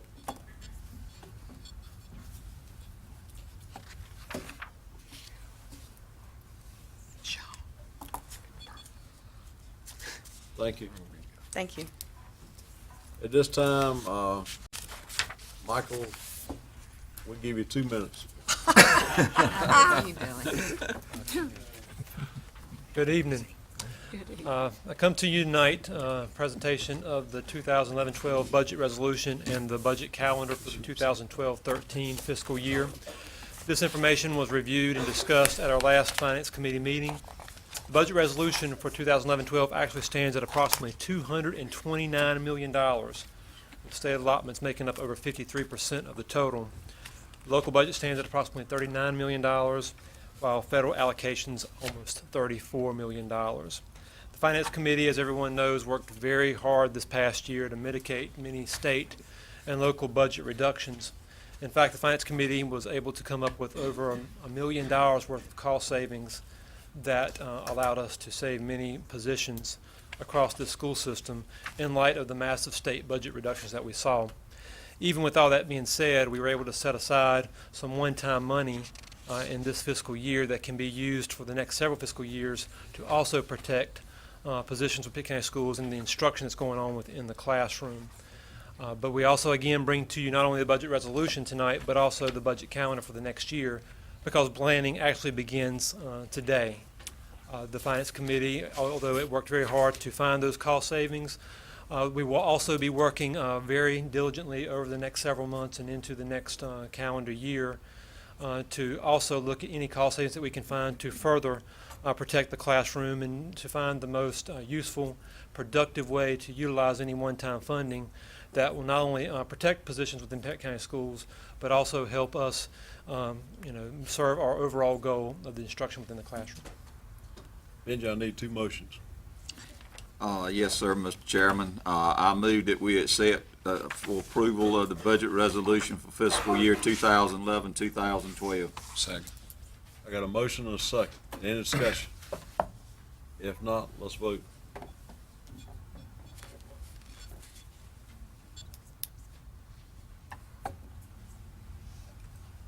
Mary. Okay, Benji. Mr. Chairman, I move the approval of the budget calendar for fiscal year 2012-2013 as presented. Second. I got a motion. Barbara seconded. Any discussion? If not, let's vote.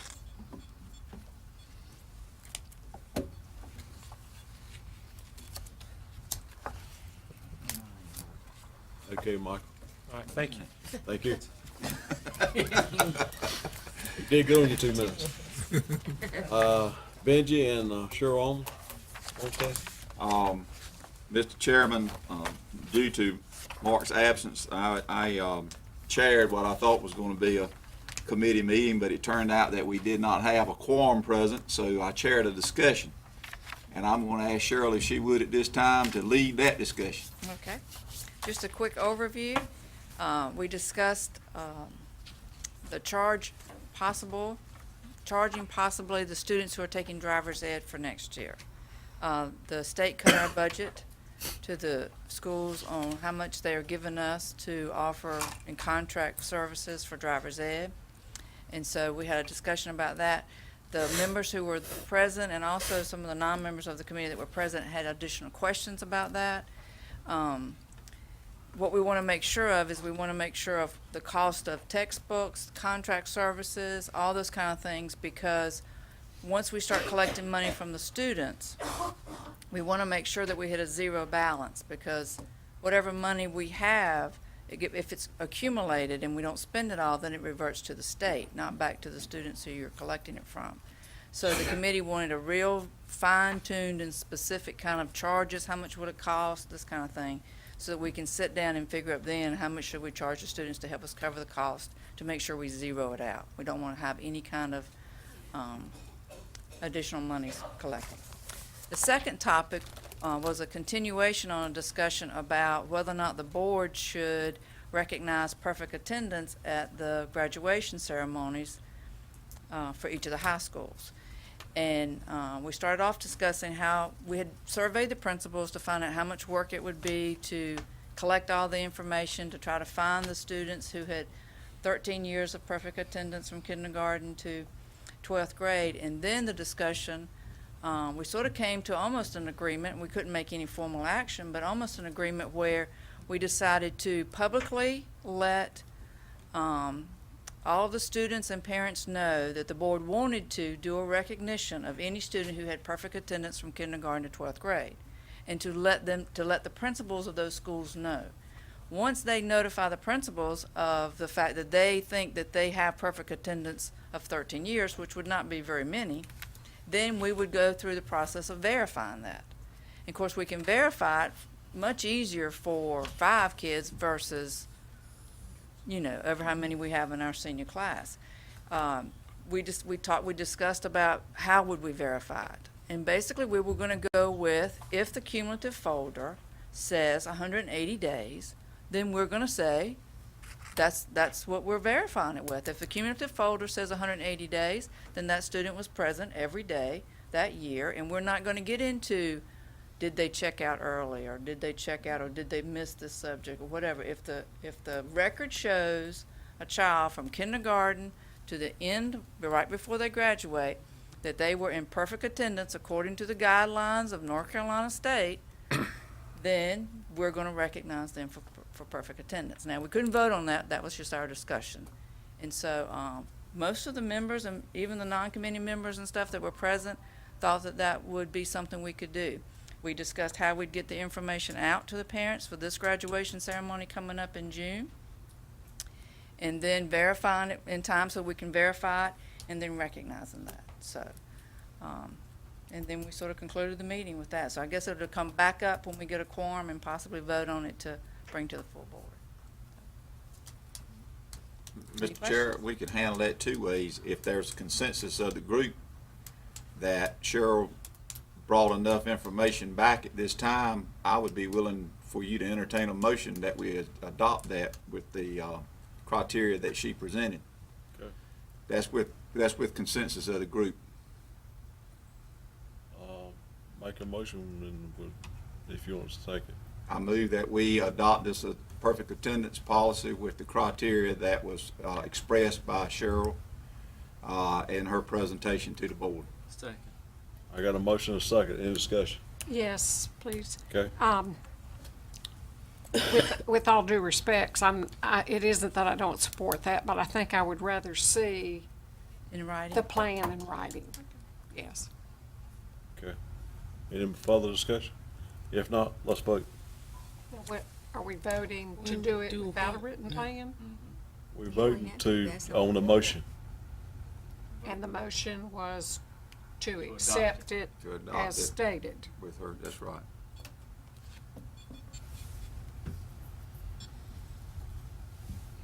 How quickly can we get that in writing? Right. I can have it to you by next week's board packet. I mean, I can we're not in such a big rush that I don't have time to prepare something formally for you. Okay. So, you know. Okay. Thank you. Sure.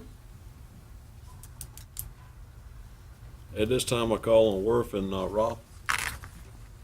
We're looking at the second reading for the new policy, 4.103, which deals with crowd control at sponsored activities, sponsored school activities. And I think it's very important that we realize it's just not graduation, but it's sponsored school activities. And I think it's going to be very important that we get the message out to the parents. I'm sure this is the first time this policy will be implemented. I'm sure there will maybe be some revisions or procedures added, but I move that we adopt policy 4.103. Second. We got a motion and a second on the floor. Ginger, second. Is any discussion? Okay, point of question. I understand that this is for all school-sponsored activities. Is the graduation recommendations part of this? Yes. I Just, mean, this is just for the policy. This is just for the policy. This- There okay. will be some procedures. Okay, so what they came up with is procedure for graduation. Not yet. Not yet. Not Not yet. have the policy. They got to have Okay. the policy first. Okay, I got We it. got to have the policy, and once we get the policy adopted, then we Okay. start with the specific procedures. Any other discussion? I do, Mr. Chairman. Okay, Mayor. I have a problem with the wording when it says, it said disorder and disruption of school activities shall not be tolerated, and any persons attempting such action shall be held accountable. Well, who determines, when does that disorder and disruption occur? And I asked that question when saying, we've had students that have had problems, let's say on a Saturday night at a party. Then they come to school on Monday. And what happened on Saturday night has followed them to school on Monday. How do you determine the two? How do you, if, not saying that that child is that whatever happened on Saturday happened, it's over, it's done. Then they go to school on Monday, right? And there was, let's say there was a whisper in the air that that child, or I heard this kid was in a real bad fight on Saturday, you know, da da da da da. So it might just lead into a conflict happening. How do you determine, you know, to keep that child from going to an event? I think you got two things going on here. This policy is talking about disorder and disruption at the events, and who would determine if the disruption's being taken place or action is taking place may be an administrator, it could be the police. This is an overall policy. Because it says upon charges being filed of any disturbance or disorderly conduct. So you get ready to arrest my children at school. Not necessarily. Say that. Well, it doesn't, It says it if does charges not are say filed. that.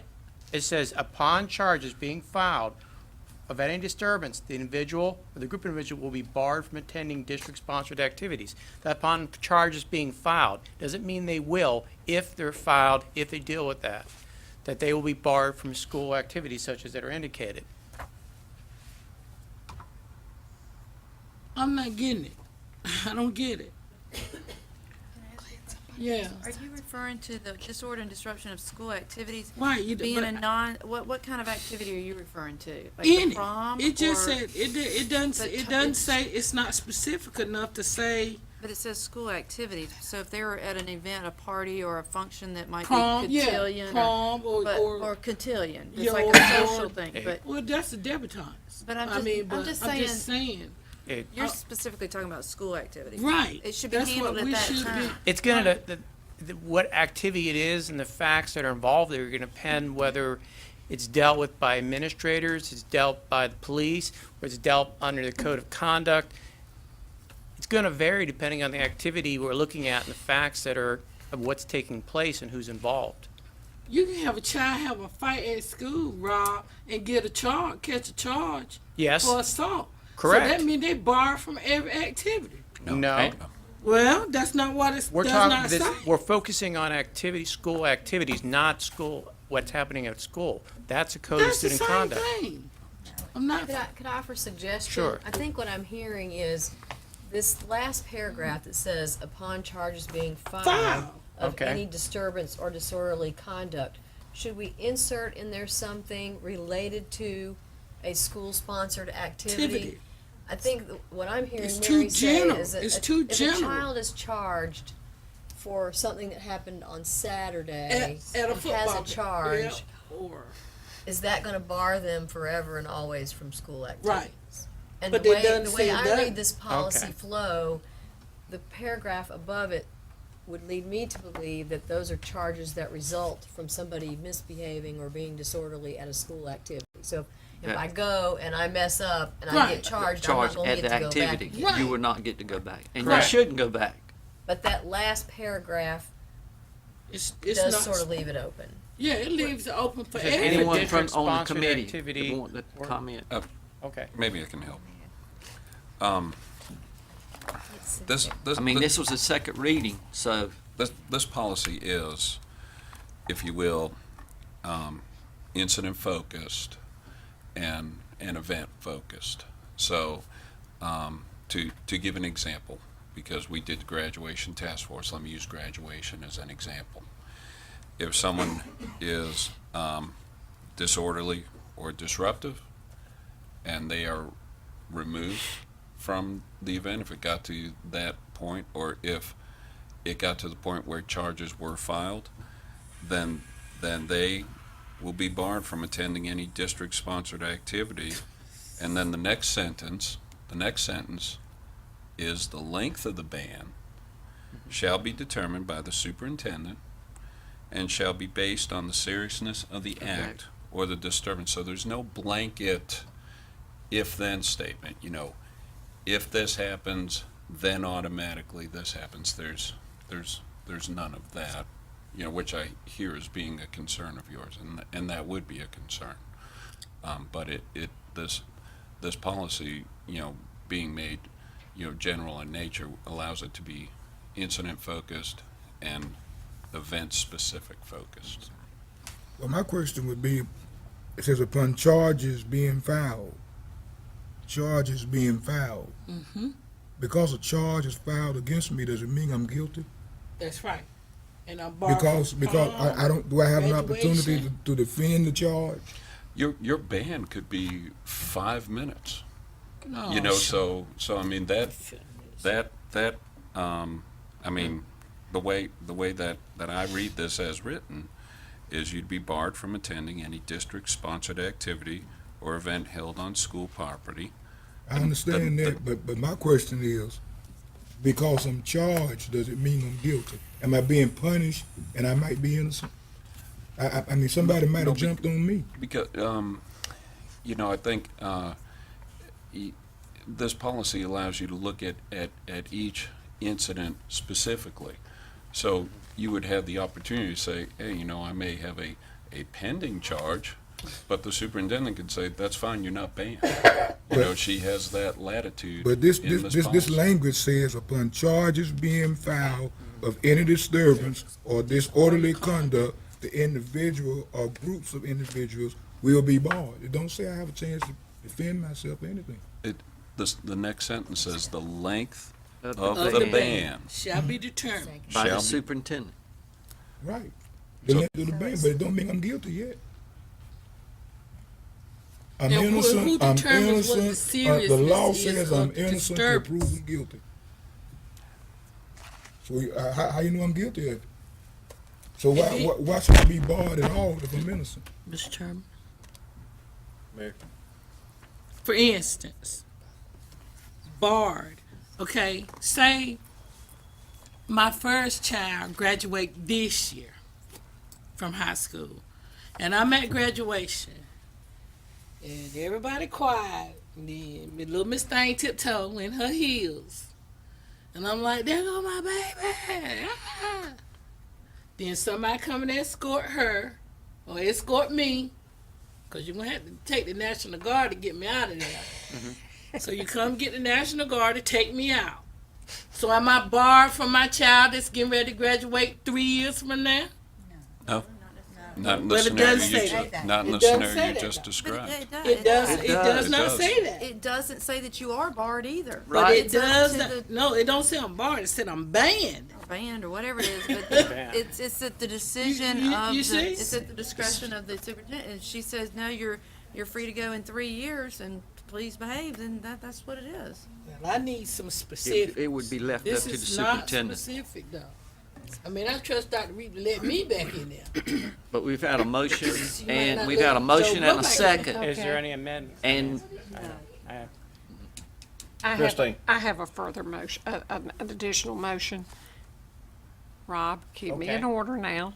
I'm listening. I'd like to move that this go back to policy, to see if we can't I second. come up with some wording that would be more acceptable to our colleagues. That's why we read it twice, and that's my motion. And that'd be appropriate in Robert's ladder. Appropriate. Okay.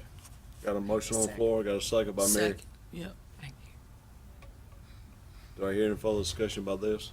If not, let's vote for the last motion, right, Rob? Refer to committee, yes. All right. Okay, it fails.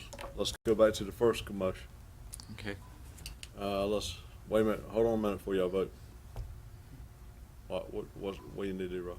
Okay. Well, at this point, we're back to the original motion. Right. We're back in the discussion. If there's not any other higher motions, then you'd vote on the main motion. Okay, is there any further motion?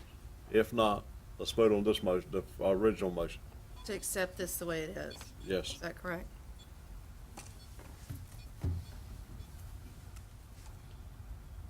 Okay, Surprise, surprise. it passed. Okay. Thank you. Thank you.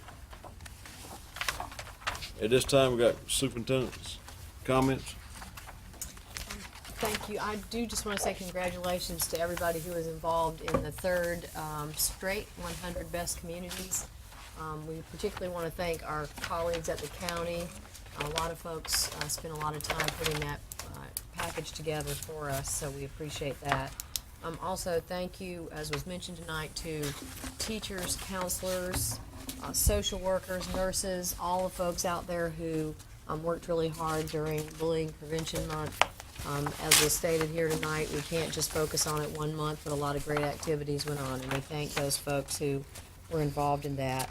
I wanted to make the board aware that we did get a phone call today from North Carolina School Boards Association. Principal Carey is here. We've been notified that South Central is either first, second, or third place in a video competition. They won't tell us whether it's first, second, or third. A teacher there submitted a video for their competition, and they are receiving an award on November 15th at 5:45, which somewhat conflicts with our Lake Forest dedication. But if any of you would like to go, please let Brenda know, and she'll make arrangements if we have any board members who would like to attend to Rah-Rah for South Central.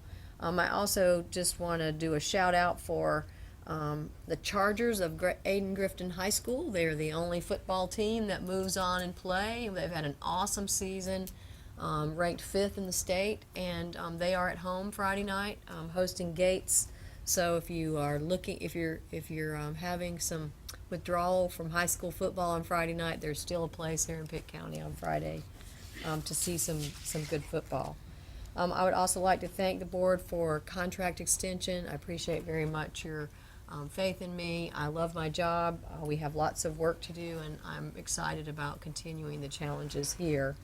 I want to say welcome back to Worth. We hope you're feeling well. It's good to see you back here, and we'll keep Mark and Matthew in our prayers as they are facing journeys themselves with their health. And then finally, I just want to say, we worry a lot about our problems. We worry about things that don't go well. And while this was not a school-sponsored event, this really struck me today, that a Conley graduate Alex White, who is one of the finest young men I've ever met playing professional baseball, comes back and helps folks like Michael Cowan, who helped organize this tournament, raise more than $10,000 for another Pitt County student who is battling bone cancer. There's a lot of great kids that graduate from here, that go to school here. Will Sanderson, a principal in our district, has carried kids to this child's room during chemo, tens of boys to go in and entertain and help with this young man's battle. But I just think this is a really nice story that encapsulates what is good about being in this community. So, thank you. Thank you. During the luncheon for the employees, I understand that some of our ladies waited on tables. And during this luncheon, Dr. Reap came out of my store and I asked her, I said, well, how many tips you get? And she said she didn't get any, but I was left some tips. Christine, you got one too. And I would like this time Rob to give you y'all's tips, and these are legit tips. Oh, thank you. But I asked Dr. Reap about it, and Jennifer, I'll pass it on. We got to split, you know, they some of share your at the end employees of the said that night. if they had got a raise, they might would give more tips. So that's my comments, Ralph. I recently had the opportunity to visit Sadie Salter School with Dr. Reap and Mr. Chairman, and I was really impressed at what's going on there, and I'm very interested in going back and seeing the Alpha program when it's put in place. But the school looked wonderful, and I'm real proud because it's in my district. I'm real proud of what's happening over at Sadie Salter. Also, on this past Friday, I had the opportunity to visit with Dr. Reap and Mr. Chairman Belvoir School, and the new technology and the computers that we looked at and the work that's being done, information that we're receiving. I was very pleased with that, very happy with that. So I really saw some improvement and improvement for our children, as I stated earlier. So I'm very happy with what I saw. Barbara? A couple of Sundays ago, Rosemarie Sherman, who is a faculty member at Bundy Sugg, came to the Farmville Presbyterian Church and talked about the relationship between the church and the school, addressing the needs of the children at the Bundy Sugg School, and how the Farmville Presbyterian Church had helped financially and in many other ways to many of the great needs out there. And I thought that was a great statement about school and church and community. In addition to that, Dr. Reap did a presentation before the Farmville Town Commissioners in which she talked about the strengths and the improvement at all 4 schools over there. And once again, it's not just 7 till 3 or 7 till 4. It's weekends and evenings, too, that constitute the school system here in Pitt County. Sean? Building on that thought, I've been to several functions at various schools here recently, high school and middle school, and they are after hours and at night. And I will tell you what I see at every single function. I see the principals and I see the vice principals at almost every single one. They may be working the parking lot, they may be working the ticket stand, and countless faculty. So I would just build on Barbara's comment, but that has been at every single school I've been to without fail. Most recently, over the past 2 weeks, I've been able to visit Pactolus and Wintergreen Primary and Wintergreen Intermediate, and I want to thank all the staff there for everything that they do.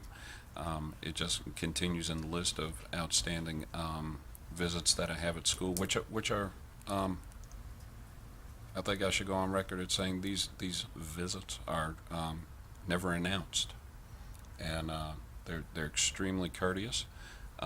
One staff member at Wintergreen Intermediate was helping me with an issue, and she did not know I was a member of the Board of Education, and which makes the visit that much more pleasant, to tell you the truth.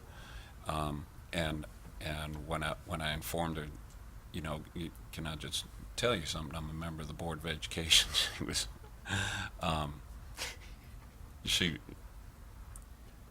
well, we just had good conversation, and I certainly enjoyed her company.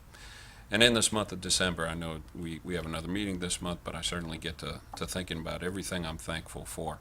And I'm very thankful for Pitt County Schools and everybody who works in our school system and everything they do on every given day. And Dr. Reap, I'm very thankful for you. I'm thankful that you're our leader, and I'm very thankful that we came to some accord on a contract extension tonight, and I look forward to having these feelings of thanks for many years to come. Christine? I'd like to comment about the young lady who was featured on, I think, the front page of the paper today, the young lady at Conley. She's a sophomore and she has dwarfism. If that's the proper term, I apologize if it isn't, because I have a personal friend who has a son with that, and that meant a lot to me to know that there's no limitation to what anybody can do, regardless of your handicap, if you have that desire.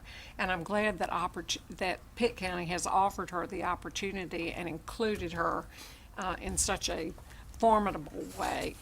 And I'm proud of our county. Mr. Chairman, I was very, very grateful and thankful that we finally did and were successful in fulfilling the 9-12 coordinator role, and I know Cheryl is. And I'm looking forward to that position, getting rocking and rolling, I understand, right after Christmas. Okay, thank you. Work? I just want to thank the board for all the calls and cards and everything that you did for me as a result of my accident and the departments. And I also want to thank Ms. Owens, especially for the calls and the encouragement that you gave me during this time. And I think that the public realizes that I'm getting back to par because I'm really getting some calls, and Dr. Reap, you the recipient of them.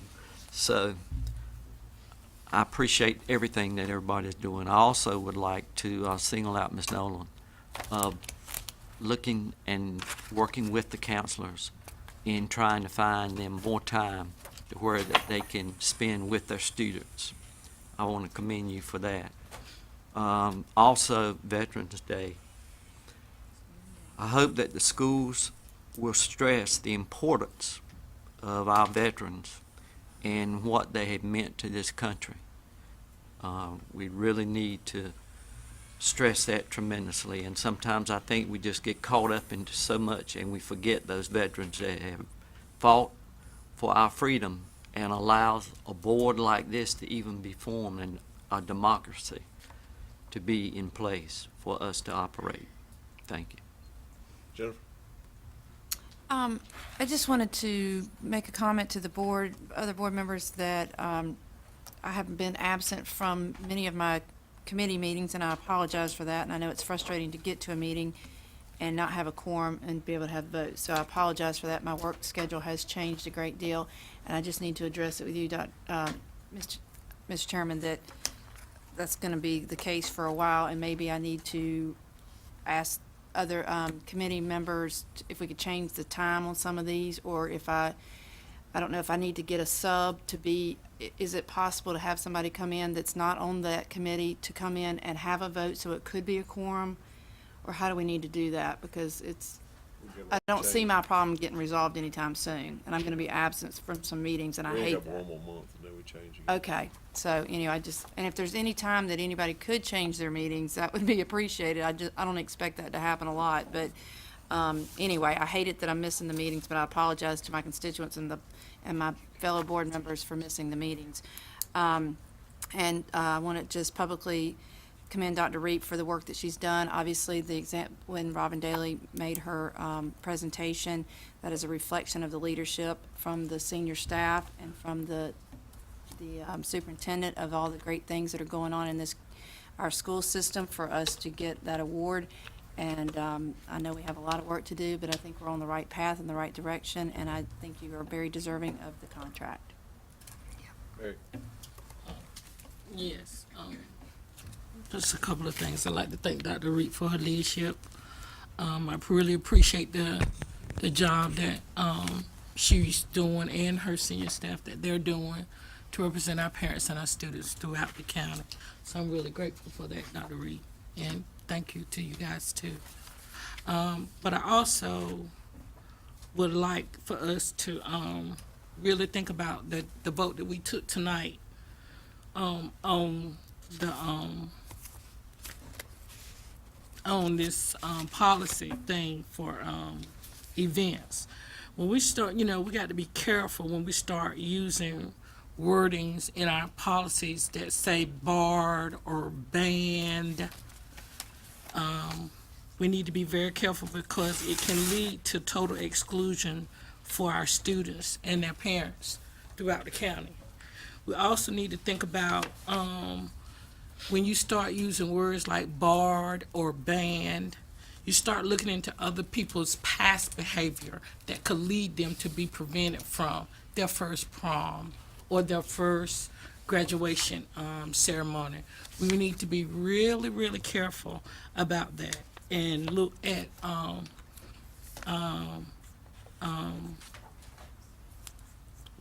what not being specific when it comes to the use of these types of words. So we really need to think about that. And I don't like the vote that we took on that tonight. So, but it's done, it's done. But I really would like for us to start being very careful when it comes to using words like that. And not all superintendents will be Dr. Reap all the time. So we must take that into consideration.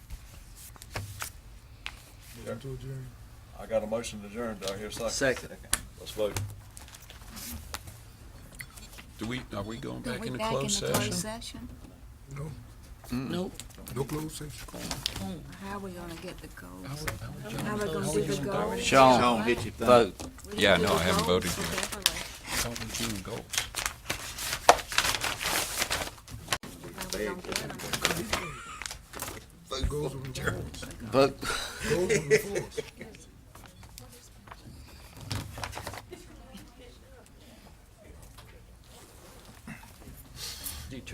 Good night, everybody.